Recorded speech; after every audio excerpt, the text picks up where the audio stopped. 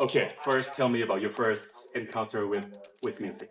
My first encounter with music, I think, was probably when I was 4 years old, and my grandma bought a piano for me and my sister, and started taking piano lessons. I think that was probably the first one. I've never really studied classical music that much, other than like in school.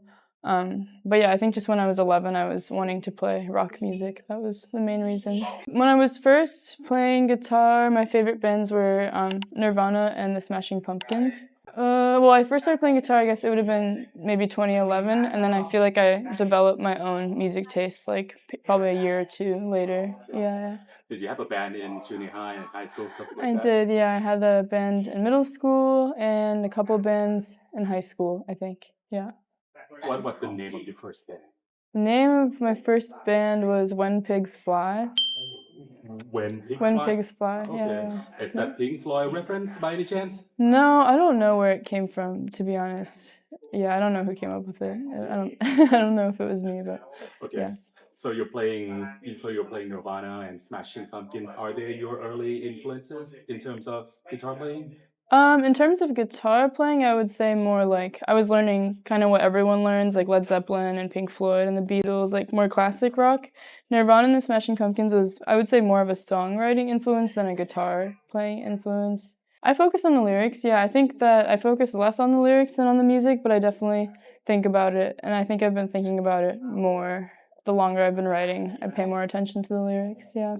And your father is American and your mom is Japanese, is Yes. that right? Yeah. Did you get any influence from your mom, like J-pop or J-rock music at all?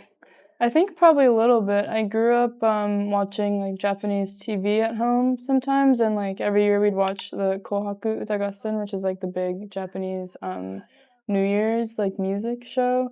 So in that way, I think there was some influence. It's not something that I would listen to every day, but it was definitely like around the house. Yeah. You did mention that in one of the interview on YouTube that your mom is a big fan of this one Japanese band. What was it?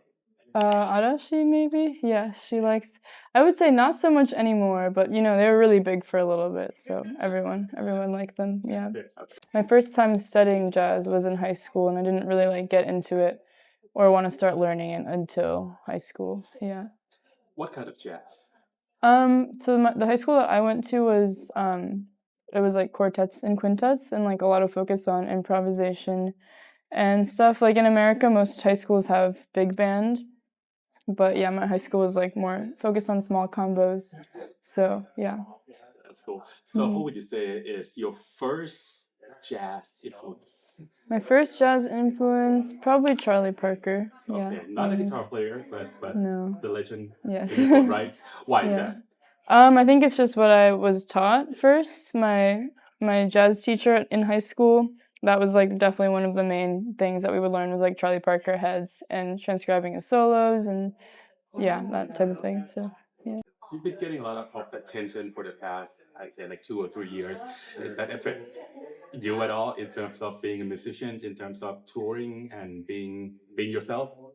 I don't think it does in terms of being myself. I think that I'm really grateful because I've been able to just do music full time now, which is like a dream come true to not have to do anything else. And I get to play guitar every day, and I get to like travel the world to play shows. And so for me, I'm very happy to be doing it. I don't really think about like being famous or like anything like that. Or that is not really like for me. I'm doing it because I like music and because I like playing guitar.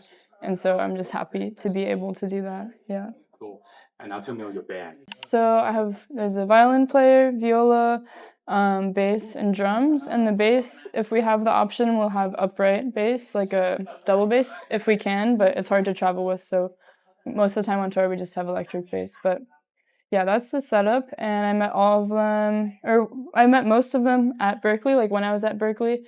And then our bass player, we met after moving to New York, but he also went to Berkeley. We just didn't know each other like while we were at Berkeley. Yeah, and they're all really amazing. I've been playing with them for years. They're such a big part of the music. I wouldn't be doing it without them. Yeah. My fans. Do they mostly musicians or?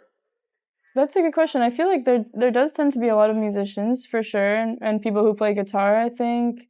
but it's a really wide range. It seems like this tour we've been noticing there will be like kids, like like elementary school kids coming to the shows, and then there will be like 70-80-year-old like people also. So it's like a very wide range, and all different types of people, like men, women, whatever in between, all ages, and also from like all over the world, I would say too. Like even we were just playing in Japan last week, and there was a lot of people who came to the shows from places other than Japan too. So that was really cool. So I like to think that it's a very like diverse fan base, and it's like bringing together different types of people. Yeah. Cool. And this is the first time in Thailand for you. Yes. Is it first time in this part of the world, like Southeast Asia? I guess so, because before we've only ever played in Asia. We've only ever played Japan, Taiwan, and Korea. So this is our first time in this area. Yeah. Cool. So Yeah. you got here last night. Yes. How was yeah. it? How's the vibe of the city? Oh, it's great. It's really nice and warm and vibrant, and the food is so good, and the people are really nice, and yeah, it's really fun. Did you get a chance to listen to any Thai music at all? Not yet, no. I hope we do though, and I think we're gonna try to get like Thai massages tomorrow also. Oh, Thai massage. Yeah. You should. You should. Yeah. All right. So what's the future for Mei Semones? The future for Mei Semones, I just hope to continue becoming a better musician, and I want to play guitar and practice guitar and be as good as I can be and keep writing songs and keep touring around the world. And I want to be able to support my band. And yeah, I guess that's it. My favorite musician of all time is John Coltrane. I'm wearing the shirt today. So that would be, I feel like I'm not even like worthy of collaborating, but like that I would love to just meet him and like talk to him about music and just be around him. That would be cool. Yeah. What about guitar playing? Guitar players. That's a good question. There's some really great Brazilian guitar music, but I also love like Wes Montgomery and Jim Hall, like Pat Metheny.